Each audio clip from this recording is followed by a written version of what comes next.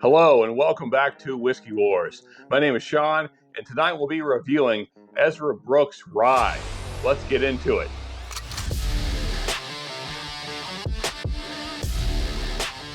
Okay, so here is our bottle for this evening, Ezra Brooks Straight Rye Whiskey.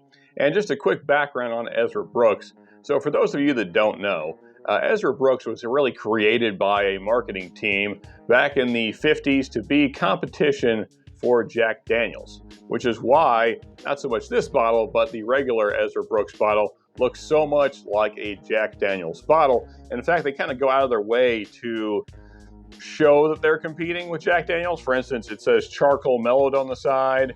It says sour mash on the standard one. And just lots of things about it. Of course, the black label on the standard Ezra Brooks, the square bottle. And used to that they had something about it being the 7th recipe or something like that to kind of harken back to the old number 7 idea. And in fact, Brown-Forman, which is the parent company of Jack Daniels, felt that it was so much like Jack Daniels with their marketing that Brown-Forman actually sued Ezra Brooks because of being so much like the Jack Daniel likeness. Of course, Ezra Brooks ended up winning that case, and it still exists today. But Ezra Brooks has never been a proper distillery. It's always been a source product. Now that is in the midst of changing, but currently Lux Row, which is the parent company of Ezra Brooks, is not making their own distillate yet. And so that comes to this bottle here, which is another MGP product. So this is 2-year-old MGP. And the mash bill on this one is 51% rye. So unlike the Bullet, which is a high rye mash bill, this is a low rye mash bill. In fact, it's just barely considered a rye whiskey. If it were 1% lower, they couldn't even call it a rye. So it's 51% rye, 45% corn, and I think 5% barley. So that's what's gone into this bottle. But now let's get to the nose and see what it smells and then tastes like. All right, so gotta say, it's even reminiscent of the Jack Daniels Rye that we reviewed recently. And I feel like, given Ezra Brooks' history, that is on purpose. So you're kind of getting that grape note that you find a lot in Jack Daniels. Lots of kind of wood, like a charred oak, which I guess is from the charcoal mellowing. But it should be said that the charcoal mellowing in Kentucky is quite a bit different than the charcoal mellowing at Jack Daniels. But nonetheless, this is charcoal mellowed, for what that's worth. And you kind of get that muddy earthiness that Jack has.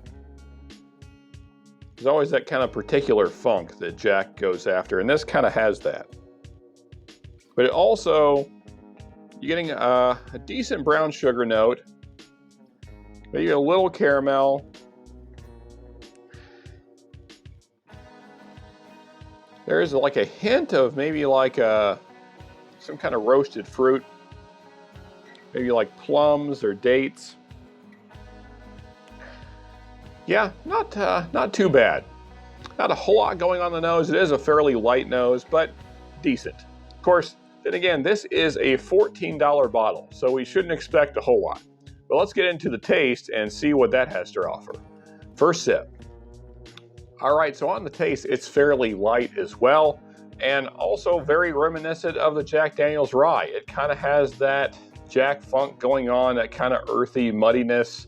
Lots of barrel notes coming through, so you're getting the charred oak, a little bit of sour oak in there, that kind of weird grape note that Jack has is in there. It is only a 2-year rye, so I guess we can't expect a whole lot. Like I said, I paid $14 for this bottle, so we can't judge it too harshly since it is the cheapest bottle I have bought in the budget rye lineup. Let's get one more sip in here and see what else we can find. Okay, so on that second sip, I got a little bit of a cherry note in there as well on top of that grape, and maybe a plum note also. And then you're kind of getting quite a bit of pepper and spice on the finish, and lots of that kind of sour oak note on the finish as well. All in all, not too bad. You know, taking into consideration that it is only $14, I still think it's not fantastic. Yeah, I'm going to go a 6.6, just very average, kind of underwhelming, not a lot going on, and it has a lot of those Jack kind of flavor notes that I don't really care for. So if you are a Jack Daniel's Rye fan, then maybe this is a good, more budget-friendly option. To me, it's very similar. But if this video has been helpful and you've enjoyed it, then please hit that like button. And if you've tried it, then please let us know down in the comments what your thoughts are. And also, folks, if you want to see more reviews from me, then you can click right here to see more reviews. And if you want to really support the channel, then you can subscribe right here. And as always, folks, just remember, you can never have too much good whiskey.